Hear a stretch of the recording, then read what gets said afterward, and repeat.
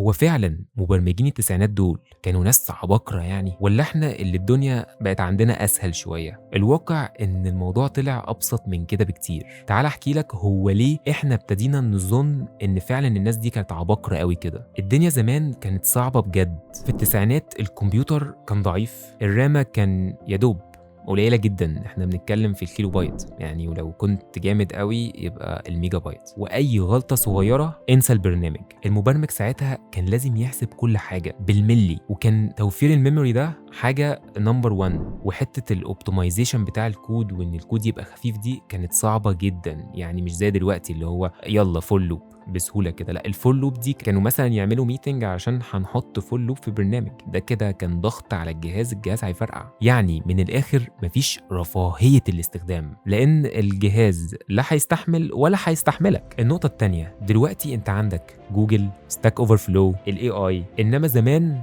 ما كانش عندك اي حاجه من الحاجات دي. لو في بج تقعد بالساعات تحاول تحلها، او تروح تدور في المانيوالز او الدوكيومنتيشن بقى، تقعد تقرا كده بقى في كتابه مثلا 400 صفحه عشان تطلع حاجه بسيطه جدا، وتقعد بقى تجرب وتغلط. وللاسف لو البرنامج طلع فيه اي مشكله، مش سهل كده تعمل ابديت ويلا ديبلويمنت ونكمل. لا، هو لا في ابديت ولا في باتش، البرنامج كان يتحط على الاسطوانه طلعت للعميل، مفيش لا ابديت بقى وباتشات ومفيش الجو ده خالص، الغلطه بفوره. علشان كده الشغل عندهم كان تركيز يعدي الحدود. النقطة اللي بعد كده، انت دلوقتي بتستخدم فريم وركس، لايبريز، او حتى تولز جاهزة، انما زمان كانوا محتاجين يعملوا كل حاجة بايديهم. من الاخر بيكتبوا كل حاجة من الصفر، فروم سكراتش. عايز مكتبة، عايز تربط جهازين ببعض، ساعات نظام التشغيل نفسه كله من الصفر. عشان كده كانوا فاهمين الحاجة دي بتشتغل ازاي، مش بس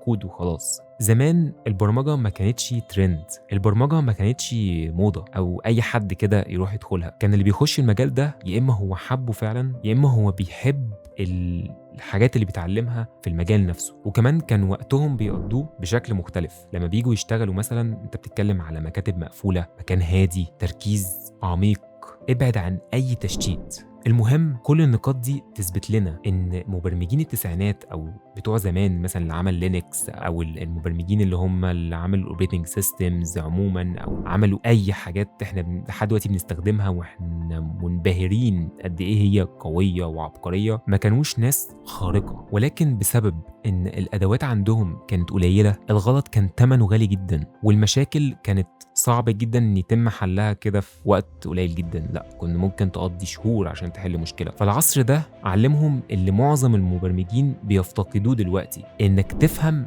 قبل ما تكتب الكود. وده يعتبر درس لينا احنا دلوقتي. مطلوب مننا ان احنا نفهم اساسياتنا كويس، ونفهم الادوات دي بتشتغل ازاي، وما نعتمدش عليها بشكل اعمى، وعلى الاقل تبقى عارف انت كمبرمج انت بتعمل ايه، لان بيعتمد على اللي انت بتعمله ده ممكن حياة ناس. انت البرنامج اللي انت بتعمله ده ممكن تبقى قائم عليه منظمات او شيء بينقذ ارواح ناس. وده يعتبر درس لينا دلوقتي. انت مش مطلوب ترجع تكتب كود زي ما كانوا هم بيكتبوا، لكن على الاقل افهم اساسياتك صح، واعمل شغلك صح. الادوات اللي انت هتستخدمها استخدمها صح، وما تعتمدش كل حاجة على أدوات وخلاص. وبكده أكون خلصت حكاية النهاردة، وأشوفكم في الحكاية اللي جاية على كودكس لاين، والسلام عليكم.